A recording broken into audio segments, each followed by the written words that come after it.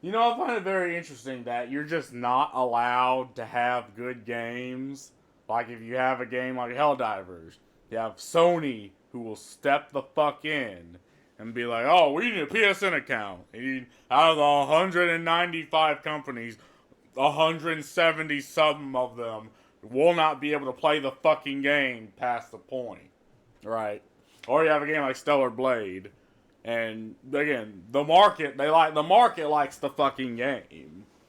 But again, you have PlayStation imposing censorship on the fucking game for whatever reason. And again, it pisses people off and people refund because of it. But now you have Xbox shutting down a studio that made a game called Hi-Fi Rush. Now I never played the game.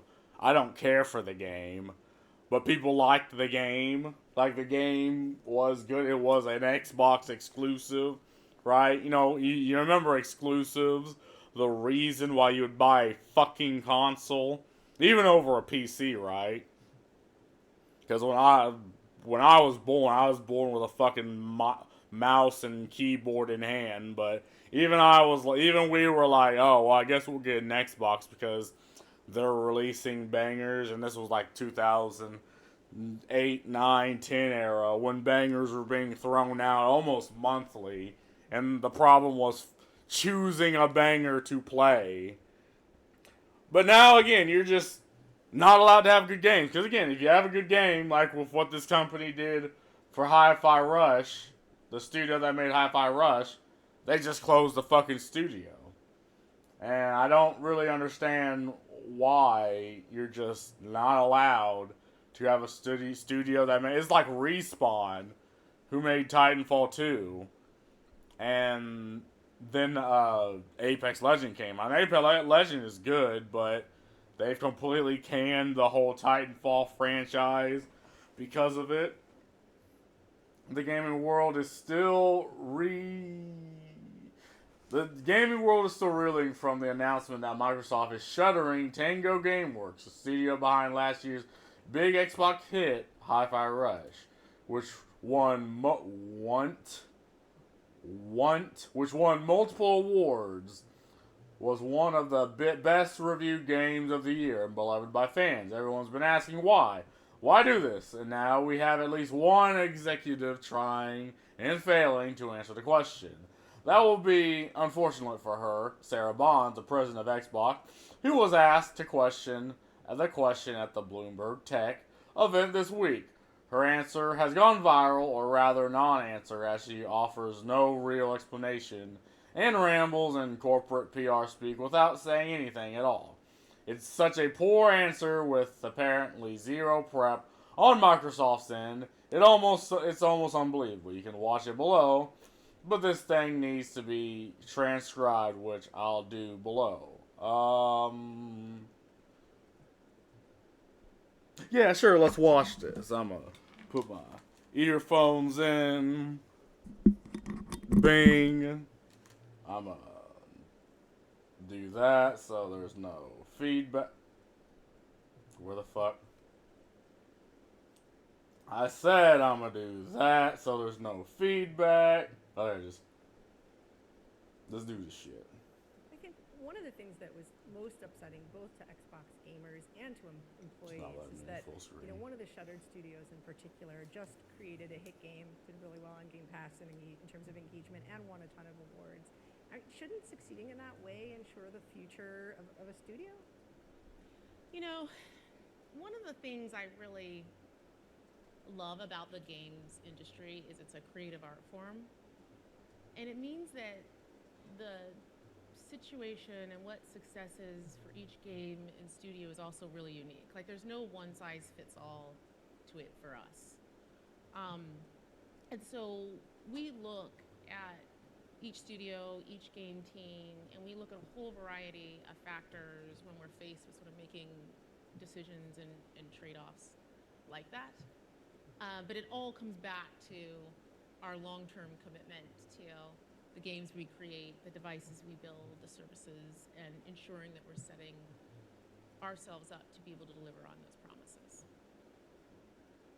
Yeah, that doesn't mean anything. It's like Well, what was she? I was looking at her face the whole time. It's like you can tell when someone doesn't know, really know how to answer by like the face. Like she looks at different directions. She blinks 1,000 times a minute. I really love about the games industry is it's a creative art form, and it means that the situation and what success is for each game and studio is also really unique. Like there's no one size fits all. Well, I mean, yeah, you're right. There's no one size fits all, but I think consumer feedback and the fact that people throw money at your fucking face just to buy a game. I think that's one of the big things that determine the success of a product and of a studio. And if you don't believe that, then maybe the problem's with your criteria.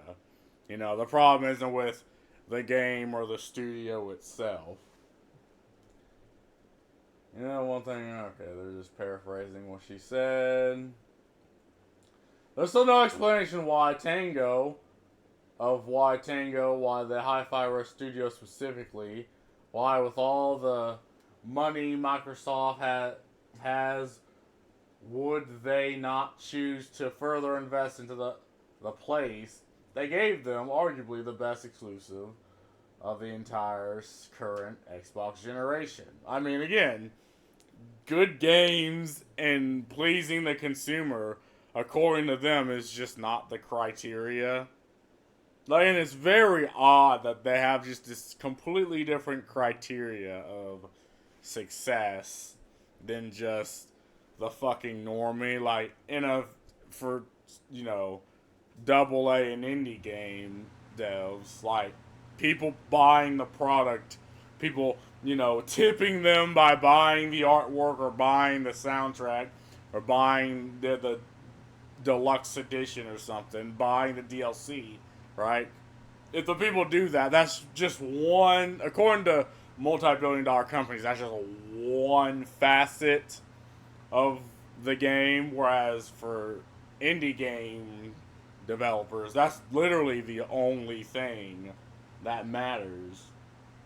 You know, apart from, you know, building the community, apart from, you know, investing into maybe another product of the same name, or like investing in the DLC or into art, you know, giving people more of a reason to interact with the art piece. Like, again, people having eyes on the product and putting their money towards it is the big thing. I suppose I understand why they wouldn't say the reasons outright, because I doubt it would be remotely satisfying. Probably only makes them look worse. But saying that Bond said here is almost more insulting. And Tango is indeed insulted. Here is Kazuaki Higashi, game project manager at Tango, posting a shot of the game's BAFTA, the game rewards and other prizes. Not enough, he says. Yeah, I mean that's just like, look at all these things. Not enough, question mark. And again, you have the employees themselves being like, you know, we made Microsoft money, and they're shutting down a shit ton of studios, as opposed I don't think they shut down 343 Industries, because that's like their baby, and they have like one of the biggest IPs of theirs, which is Halo, under 343 now. And again, even the consumers are not, I mean, even the employees are like, not enough, question mark. Like, look at all this shit. Like, again, I don't care for the game. I never played it. But if it's a good product's a good product. You know, and winning all these rewards and just being shuttered, it just, to the normal consumer, that just doesn't make any sense. It's like I believe they're trying to move towards the live service model, which again means having one flagship game, one quadruple A game, and just building upon it as opposed to having multiple games are successes. Because having one big success that people are willing to throw money into as opposed to having mini games that, again, people aren't really throwing money into as for like to, you know, buy more things in the game. It's like you buy the game, it's a good game, and you play the game. But that's not what they want. They want the live service model, which is what I believe. They want the quadruple A game. They want that flagship game. And at least for Microsoft, it should be Halo. But again, they've done everything in their power to shit on the Halo franchise. And people are now desensitized. I mean, even if there are people who still play the fifth one, they just shit on the franchise. And the franchise is but a shell of what it used to be. Corporate talking heads deliver clear, coherent, and concise statements about cost-cutting measures to satisfy consumers. Difficulty level impossible. Exactly. It's like, are you trying? Are the investors your customers? Are they the one? I mean, they do give money to you, but you'd think if the product is selling that the company's making money, and then vice versa, the investor's making money. You would think. And again, I don't blame the CEO. Like, I doubt the CEO has any, say in the matter. Again, it's a decision made by board. You need the approval of everyone on the board for these things to happen. This is right up there with Microsoft choking on Resident Evil 4 exclusives for original Xbox. It's like anything Japanese, they go out of their way to fudge it up royally. I mean, I don't know about. I mean, they fudge up successes, which is something I don't understand. Like anything that is a success, they fuck up. Xbox is a new Sega. I mean, they're definitely going the route of Sega, and they're purposefully doing this. Microsoft closes studios that made Hi-Fi Rush. One freaking day later, Microsoft says they need more games like Hi-Fi Rush. Then why did you close them? Again, it's corporate speak that doesn't mean anything. It's them throwing out statements, using words. Like, I've never met someone who says a lot of words but don't really mean anything. It's just barreling past the point. And it's like, you can try to push them on it, but again, I think it speaks for the answer that she gave speaks for itself, and how she gave the answer speaks for itself. But anyway, I mean, again, this is going to be, I think this is the new trend. You have games that are actually legitimately good, and you'll have the company making bad decisions on it. You'll have the community managers in my last video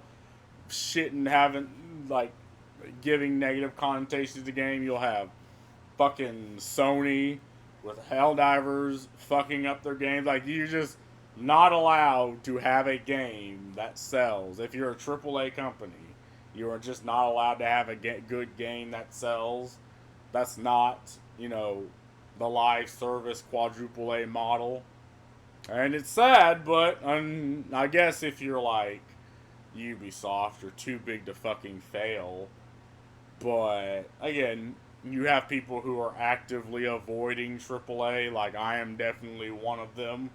Like, I actively avoid AAA until I see that the game is, or I wait a couple months, maybe on sale, or maybe if the game is good enough. And then that's just where we're at.